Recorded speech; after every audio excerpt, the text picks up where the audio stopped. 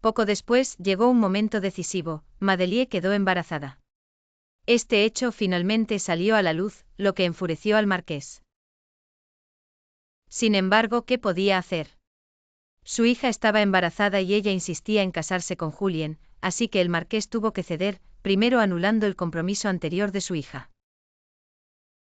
Luego decidió dar una apariencia más noble a Julien para que nadie más se burlara de su origen humilde, lo que también le daría al marqués algo de prestigio. Así que bajo la supervisión del marqués, Julien recibió tierras, un título nobiliario e incluso fue reclutado en el ejército como teniente. Julien finalmente logró dar un salto monumental en su vida, de ser el hijo de un carpintero a convertirse en miembro de la nobleza. Pero mientras Julien veía cómo sus ambiciones se realizaban, el destino ya tenía una sorpresa preparada para él, como un asesino acechando en las sombras. Un día el marqués recibió una carta, enviada por Madame de Renal. En la carta ella le contaba sin rodeos que Julien había tenido una relación extramatrimonial con ella, una mujer casada. La carta incluía una parte que decía lo siguiente: este hombre es pobre, codicioso y tan falso que se dedica a seducir a mujeres débiles y desafortunadas. Aunque es difícil de decir, siento que Julien no tiene principios en cuanto a la religión.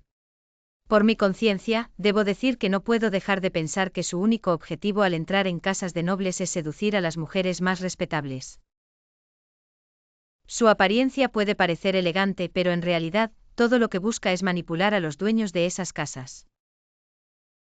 Esta carta, que hablaba con dolor pero con la verdad, enfureció al marqués. El ascenso de Julien se desmoronó en un instante.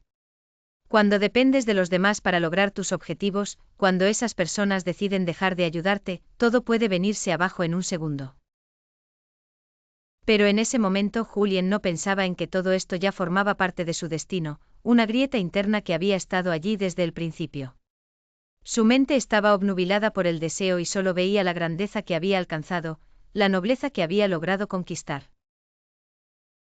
Cuando todo esto se desplomó por una carta, sintió una ira desmesurada. Subió rápidamente a un carruaje, compró una pistola en una armería y fue directamente a la iglesia donde encontró a Madame de Renal, a quien disparó 2 veces. Las consecuencias de este acto fueron severas, Julien fue encarcelado.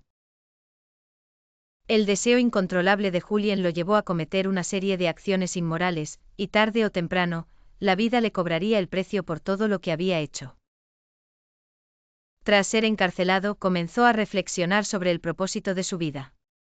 La vida es tan corta y siendo tan joven, ya había experimentado grandes altibajos. Finalmente Julien regresó a su interior y pensó en los ideales que alguna vez tuvo. ¿Cómo había comenzado todo? El joven Julien solo quería evitar vivir como su padre y hermano, vendiendo su fuerza física para ganarse la vida. Decidió estudiar seriamente con la esperanza de cambiar su destino. Al principio, todo parecía bien. Era inteligente, trabajador y tenía un gran potencial. Sin embargo, el mundo de la alta sociedad lo desvió, y él nunca dejó de querer más. Siempre buscó lo que estaba más allá de sus posibilidades, y la idea de tomar atajos para triunfar, lo terminó arrastrando hacia un abismo. Los atajos, aunque parecieran fáciles, están llenos de trampas, y Julien, al dejar de lado el camino firme, sucumbió a la codicia. Lo que parecía ser un éxito rotundo, terminó por volverse en su contra. A medida que todo le resultaba más fácil, su ego creció, perdió sus principios, sacrificó el amor por el poder. Finalmente perdió todo y al final, su vida llegó a un callejón sin salida. En la prisión, Julien, al darse cuenta de todo lo que había perdido y de las decisiones erróneas que había tomado, ya no se preocupaba por la opinión de los demás. Escribió una carta a Mathilde en la que